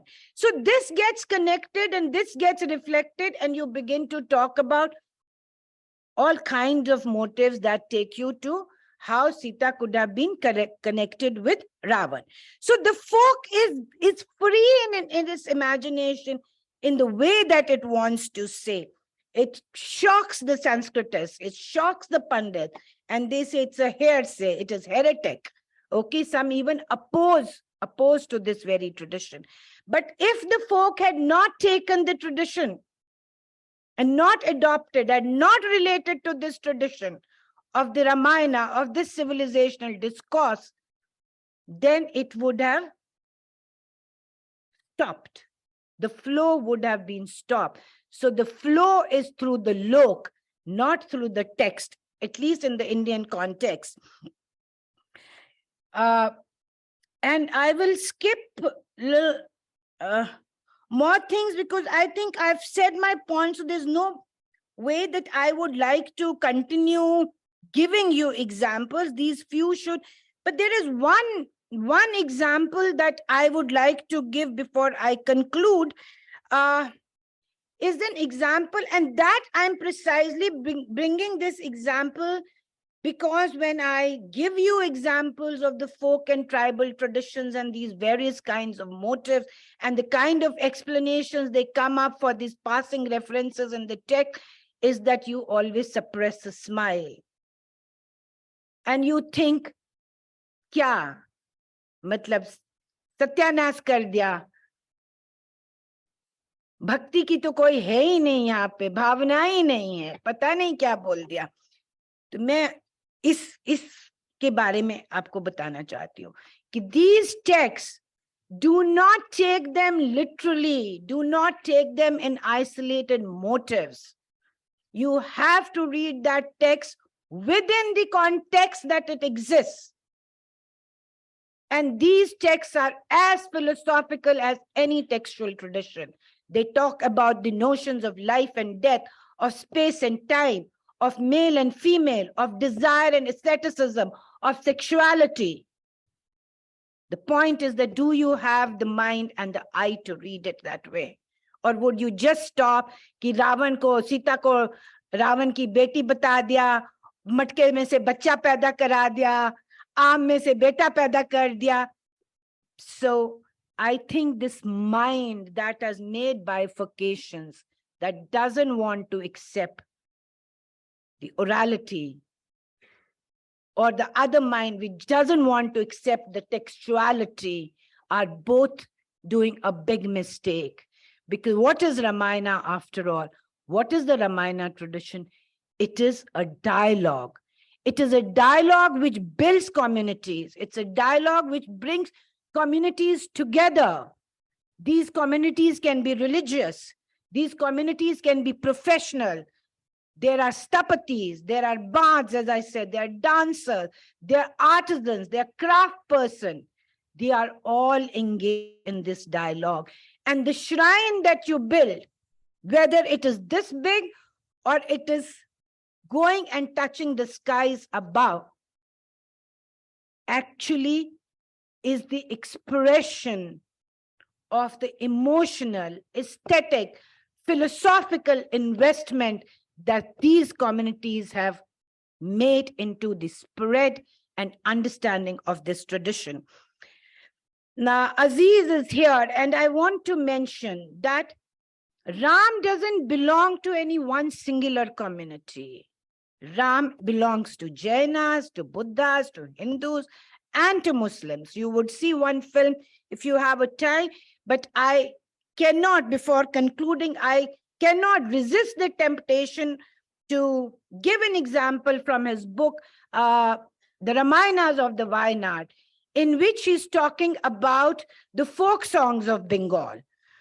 And there is a tradition of this Jari songs or Jhari songs, or which are both common to both the communities. And now, two examples he gives of this song about the Muslim tradition of these folk songs, which is based on Karbala.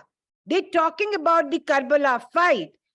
And Hussein is lamenting that Yazid is coming with his evil intentions towards Zainab, like Ravan, who came towards Sita, and he wants to kill me. I have no one to save me but, oh, you, Hanuman. What would you say to that? And I would stop here. And this is what is Ramayana and Ramayana tradition all about. Thank you very much.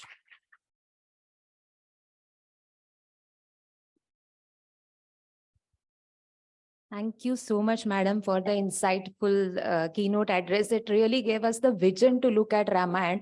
And as Ramayana travels crossing the boundaries of languages, communities, cultures, you sitting in this auditorium made us travel to all these places and to experience the detailings in the various versions of Ramayanas. Thank you so much. Before we proceed ahead in this inaugural function, Professor Shrinivas Varkhedi, who is the Vice-Chancellor of Central Sanskrit University, he was going to come here to bless us, to be here amongst us, but due to some other reason, he could not come personally, but he is there present online and he wants to give a message to all of us. So let us now listen to the message of Professor Shrinivas Varkhedi, who is a renowned scholar in the field of Sanskrit, who has been the Vice-Chancellor of Kavi Kulaguru Kalidas Sanskrit University, and now he's at Central Sanskrit University, Delhi. So over to you, Professor Varkhedi. Can you listen to my voice? Yes. Are you able to listen to me? Am I audible? Yes, sir. Thank you very much. Thank you, Dr. Prachi. Pujantam Rama Rameti Madhuram Madhuraksharam Aruhya Kavita Shakham Vande Valmiki Kokilam. Today I missed this occasion, though I wanted to be present there in the program and wanted to listen to all of you. the reflections on Ramayana. Somehow I missed this program. Shri K.J. Somaiya Institute of Dharma Studies, in association with Central Sanskrit University, Ayodhya Research Institute, and the College of Arts and Commerce, Mumbai. This international conference is organized. After the invocation and inauguration, we heard very beautiful and detailed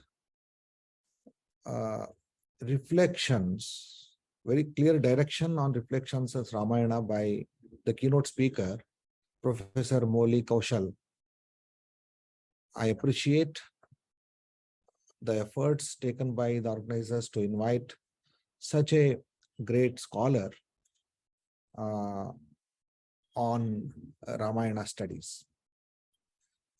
I could not come and present with all of you, therefore I feel very sorry, but just to share some of my thoughts with you and some my great feelings for your program, I'm here to share a couple of my thoughts. As all of us know, Ramayana is not just a kavya, because Ramayana is spread across Indian culture, beyond Indian territory, not as a story, not just as history, but it is part and parcel of our culture. And we don't know how many characters of Ramayana still continue to be in our families. In every family, one Ram will be there. In every family, we find Sita. In every family, we find Lakshmana, by name and by virtues. So Ramayana cannot be eliminated. So Ramayana is just its exhibition of India's character. So today, Bharat is alive because of these Ramayana and Mahabharata. There is a confusion among the people that people may come with many questions that whether Ramayana is a historical event. And some people will argue for that. Some people would say, no, it's just an idea. It is, some people would say it is a literary piece. But I think we need not enter into these discussions. What we should do is, whether Ram is real or not, that's not the issue. Ram is real for us because we believe in the virtues of Ram. So we cannot avoid, we cannot go without the conception of Ram and Lakshman. This is our culture. So it is a living culture.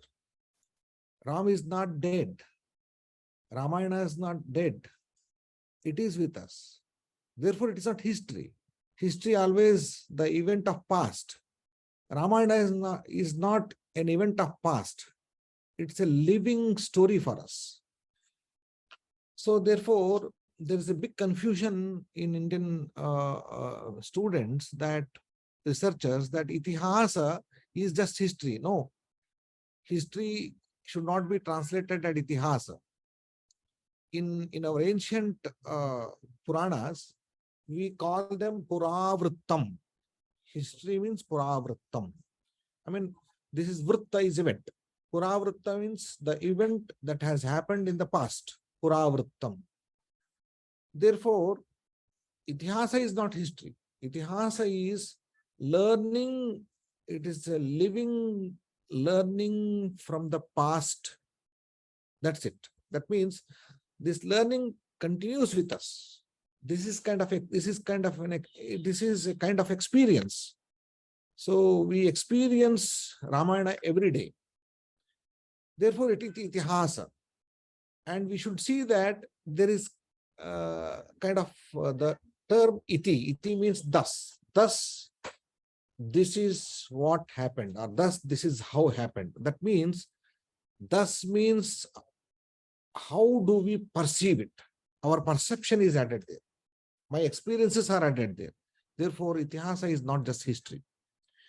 So Ramayana is that sort of, because how I perceive is more important than what has happened. Oh, this is Indian perception. So Ramayana is just Indian perception about the event, any event. Therefore, friends, today we should bring back the many reflections on Ramayana to our life. So these are not just discussions or dialogues. These reflections will govern our Indian mind. And therefore, there is a small story about Ramayana tradition.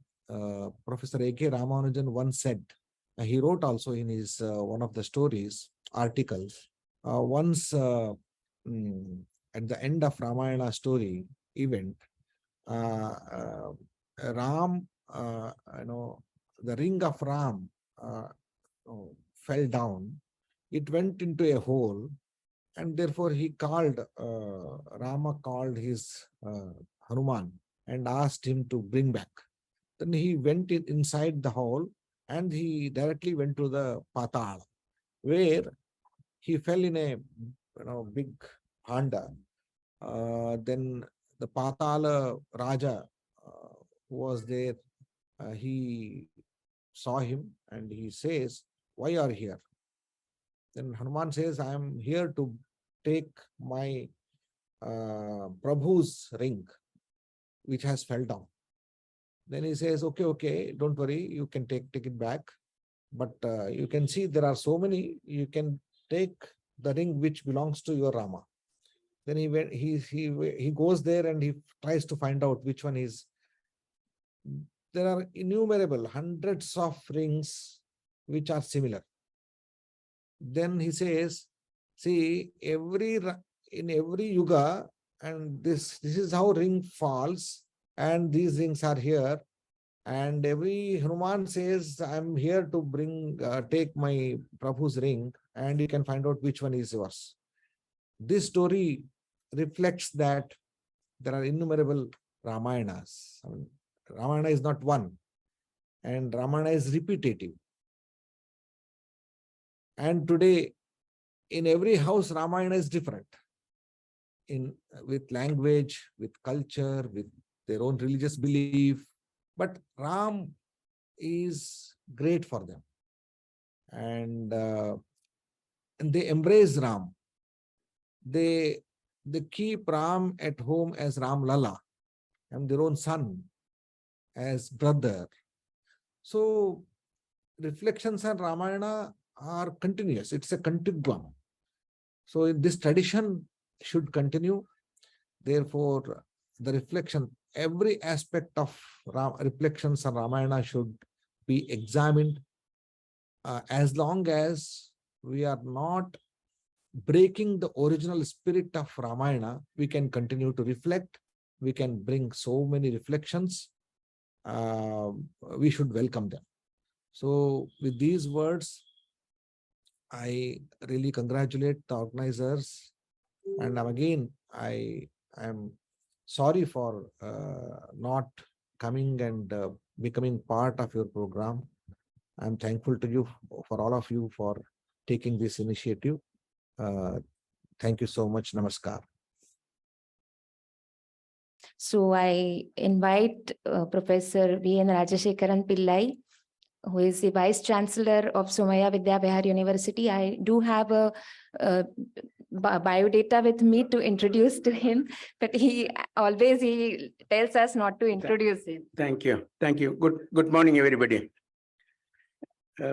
Honorable Minister for Higher and Technical Education, Government of Maharashtra, Shri Chandrakant Patil ji. Thank you very much for coming to this university and inaugurating this Reflections on Ramayana, an international conference. There is no need of emphasizing the importance of a conference of this kind and the theme here. Reflections of Ramayana is in every walk of life in this country. Not only in this country, world over. Whatever literature we have, whatever culture we have, all these things are definitely reflections of Ramayana. There are examples of women empowerment, Sita's dialogue with Rama. There are examples of Rama advising Lakshmana. These are all things which rule the humanity all over the world, not only in this country. Thank you very much, Honorable Minister, for coming to this university and giving a very ground-to-earth exposition of your experience in public life, your service to the society, and also the importance of knowledge in education institutions of this kind. From day one onwards, you joined as Higher and Technical Education Minister. We have been in touch with you, sir, and you have been supporting our causes, supporting our request in every sense. You have contextualized the national education policy of the country, and you have created a task force to implement that national education policy. If you just look at this, of course, I am also connected with that thanks to your kindness. And you can see this university is a reflection of the national education policies guidelines. In the national education policy, it is said all the higher education institutions should be MERU, M-E-R-U, multi-educational research universities. Everything should, under the sun, should be in an education institution. A university is a place open to ideas, open to people, and open to different belief systems. And that is the dialogue our chairman, our chancellor has been saying. We have, of course, since 1942, we have been in education. We are in all spheres of education, and the Honorable Minister is aware of all these things. And we are also supporting the national education policy. Every week, my colleagues are meeting to just to look at the national education policy, how colleges can introduce it, how universities can introduce it, how departments can introduce it, how society can be involved into this. And you have been supporting us, not only this university, probably all the education institutions in the country, to realize the national education policy. And this type of dialogues are definitely going to be very important for such things. You spent almost 40 minutes taking a round in our institution. Thank you very much. It is very important. University should be known to everybody. It's a company. If you just look at the Indian university, traditional universities, Takshashila, Nalanda, even Benares, you can see whatever under the sun is there. And we also want to bring all types of knowledge, Ayurveda, medicine, our knowledge systems, our Kala Vidya in Gujarat. The shawl which you have got, it is from our Kala Vidya in Kutch. So these are all things, for example, and then Indian knowledge systems. You mentioned about the Indian knowledge systems. We are doing it. Thank you very much. It was really a wonderful experience to have you with us today. And the motivation which the administrators of this university got, the students of this university got, and also the academics and the administrators, Rajan Vellokar, the Bombay former Bombay University Vice-Chancellor, and my predecessor is here. It is really remarkable that we got a lot of ideas. We will definitely publish your lecture and give it back to you for editing, and then try to popularize your advice to the education institutions in this. Okay, thank you very much. Thank you very much for being with us.